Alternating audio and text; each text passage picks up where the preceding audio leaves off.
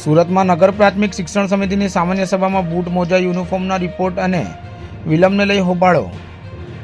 સુરત મહાનગરપાલિકા નગર પ્રાથમિક શિક્ષણ સમિતિના અનેક મુદ્દાઓને લઈને સામાન્ય સભામાં સતત વિવાદો ઊભા થતા રહે છે. ખાસ કરીને મેન પાવર સપ્લાય કરવાની વાત હોય કે શિક્ષકોની ઘટનાની વાત, દરેક મુદ્દે વિપક્ષ અને શાસક પક્ષ આમને સામને આવી જાય છે. ત્યારે આજ રોજ 18 જાન્યુઆરીના રોજ મળેલી નગર પ્રાથમિક શિક્ષણ સમિતિની સભામાં બૂટ મોજાની ક્વોલિટી રિપોર્ટ મુદ્દે આપવામાં વિલંબને લઈને સત્તા પક્ષ અને વિપક્ષ વચ્ચે હોબાળો થયો હતો. બંને પક્ષો એકબીજા ઉપર તૂટી પડ્યા અને તૂતુ મેમે પર આવી ગયા હતા.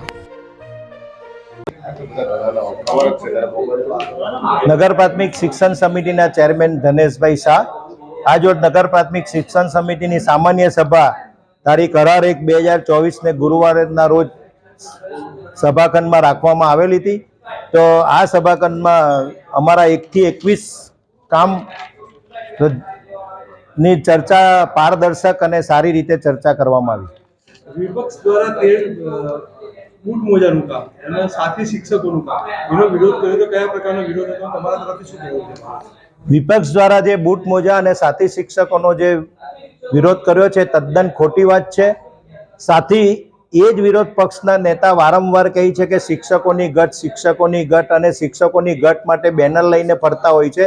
આજે અમારા નગર પ્રાથમિક શિક્ષણ સમિતિના તમામ સભ્યો સાથે મળીને શિક્ષકની ગટ પૂરવા માટે મહાનગરપાલિકામાં રજૂઆત કરી. તો મહાનગરપાલિકાએ પોતાના 100% ખર્ચે અને ધારાધોરણ મુજબ, નિયમ મુજબ, કોર્પોરેશનના ધારાધોરણ મુજબ, નિયમ મુજબ સાથી શિક્ષકો ફાળવા અને શિક્ષકોની ગટ પૂરી થઈ.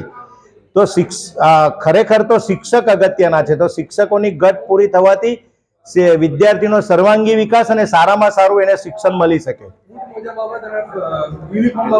બૂટ મોજા અને યુનિફોર્મ બાબતે એની જે રજૂઆત છે એ તદ્દન ખોટી છે. યુનિફોર્મ સારામાં સારી ક્વોલિટીનું યુનિફોર્મ અને બૂટ મોજા લિબર્ટી કંપનીના બૂટ મોજા, આ દરેક વસ્તુ સારી ક્વોલિટીને વિદ્યાર્થીને સમયસર આપી છે.